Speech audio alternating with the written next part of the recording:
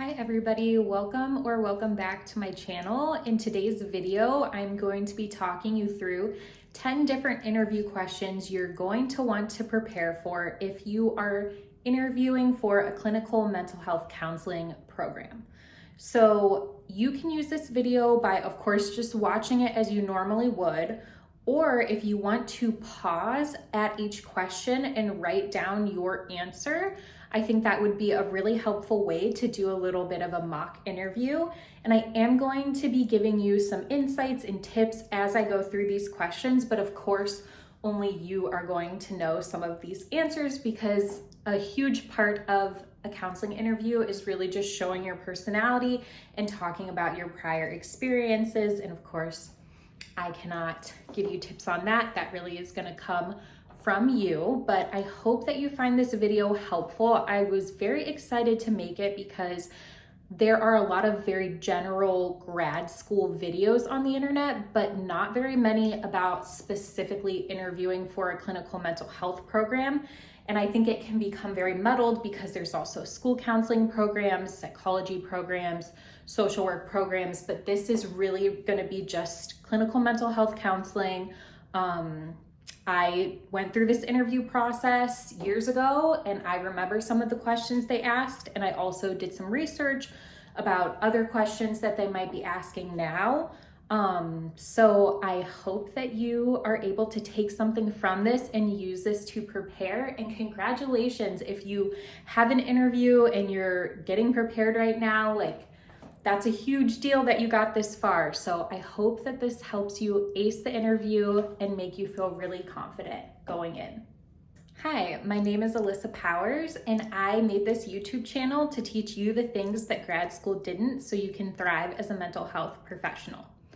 So getting right into it, number one interview question that you will for sure be asked is, why do you want to be a therapist? So what drew you to this line of work? What makes you think that you're well suited to be a therapist? Was there an event? Was it from doing your own therapy? Answer that question as authentically and genuinely as you can. Number two, what was your undergraduate degree program in?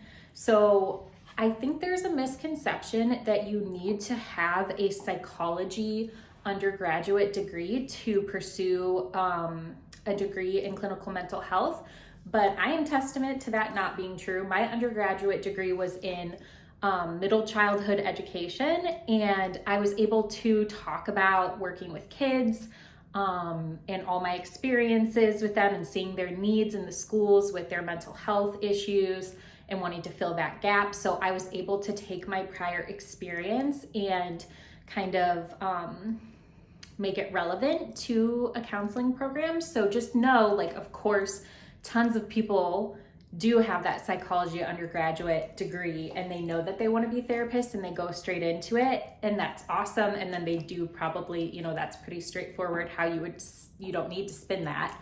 But if you have a business degree, if you have a teaching degree, if you have a nursing degree, there are so many ways to make that relevant, especially if what you were doing was working with people. And even if not, you can still make a case for why you want to be a therapist and why your undergraduate experience is relevant.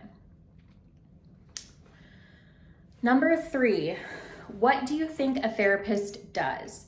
So hopefully you know what a therapist does if you've been in your own therapy, but if you don't, I think that this question could catch you off guard because there are a lot of professions that look very similar to being a therapist, like being a social worker, being a psychologist, being a caseworker, even people will sometimes call me asking, for medication, and that's what a psychiatrist does. That's a whole different thing. That's med school and years. So just to know specifically what a therapist does, there are great, videos on this by all these therapists who do YouTube and TikTok and Instagram, but I would be really familiar with that. We can't prescribe medication, we can diagnose, Most therapists are doing some form of talk therapy. We're not typically doing research, even though you can. That's more in the psychology realm. So there's a lot of differences and it can be very confusing. So just know what a therapist does. I was asked this question in an interview and I totally botched it. And it was so embarrassing and horrifying. And I look back, I actually didn't end up going to that school, but like, just know that answer because it caught me off guard. I did not think they were gonna ask me that. Okay, number 4, why the school you're applying to or why that program. So if you're applying to Boston University, what drew you to that program? Why do you want to attend that university? Doing a little bit of research about what makes that program great or what differentiates it, and just being honest about why you want to go there. That shows them that you're genuinely interested and that you've done your research.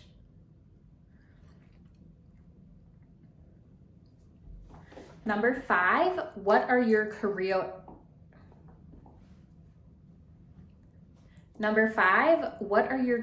goals?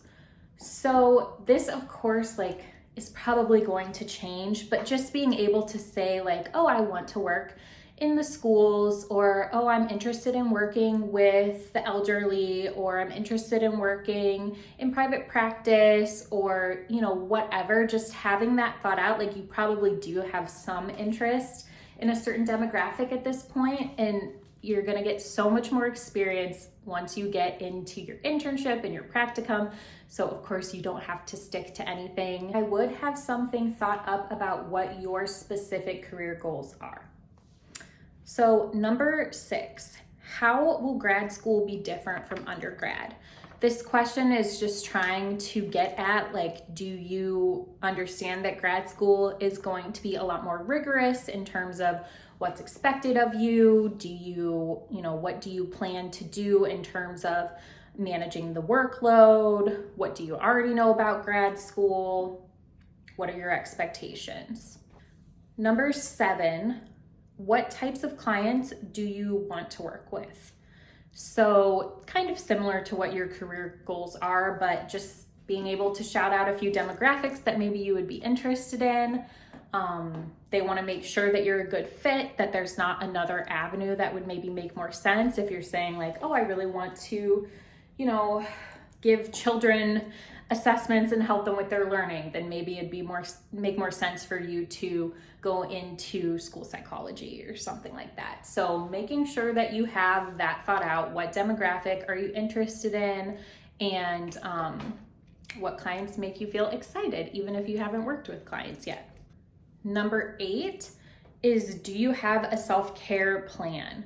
So being able to talk about how you take care of yourself. Self-care is such a buzzword now, and I think universities are really trying to do a better job of helping students to not burn out and to be successful in their programs. So I would be able to speak a little bit about what your self-care looks like and how you would manage all the stressors of grad school, and if you're working at the same time or whatever else is going on in your life, being able to talk about how you would balance that and manage those things.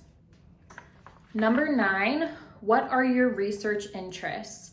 So research isn't a huge part of clinical mental health counseling, but there typically is a class specific to research. I would say that I don't know anyone who graduated with a clinical mental health degree that does research now. I think the only people I know are people who went on to get their PhDs in clinical mental health. But research is really pushed in academia. So I would just be familiar with maybe some research topics or topics that interest you. There's tons of websites about specific therapy research, like what are you interested in? It could be any topic. I would maybe read up on a couple different journals. Like, are you interested in suicidal ideation? Are you interested in African American mental health issues? Like, just having a focus of something that lights you up, I would at least be able to speak about that. And if you're struggling to think of like, well, shoot, I don't know, I have absolutely like no context for talking about research, if you go to the school's website and you look at the professors' bios online, which typically they always have those, it should say their areas of research, and not to say that you should just copy like what their interests are, but like that could be a good jumping off point. And if you know who's interviewing you in advance, even being familiar with what they are researching, because most professors do research also, could be a nice thing to just read up on them. And then number 10 is the dreaded, tell me about yourself / what are your strengths, that kind of question. A huge part of interviewing for grad school is just showing your personality, especially as future therapists. Like, this is the most interpersonal job that you could probably have. So being able to show your personality, being able to talk about, you know, what interests you, or I saw a question that said, tell me something that I wouldn't know about you from your application. Just have that pre-thought out, because sometimes those questions catch me the most off guard. And then I'm like, oh gosh, I wasn't prepared to talk about myself in just like a hobby or an interest. So think that out beforehand. Try and just be genuine and authentic and as relaxed as you can be. So those are the 10 questions. Now, I just want to give a couple little disclaimers that, one, it's okay to not know an answer. You're just getting started. So if you genuinely don't know, I think it's better to just say like, oh, I haven't thought of that before, or, oh, I was hoping to get clarification on that after this interview. Like, I think that's okay.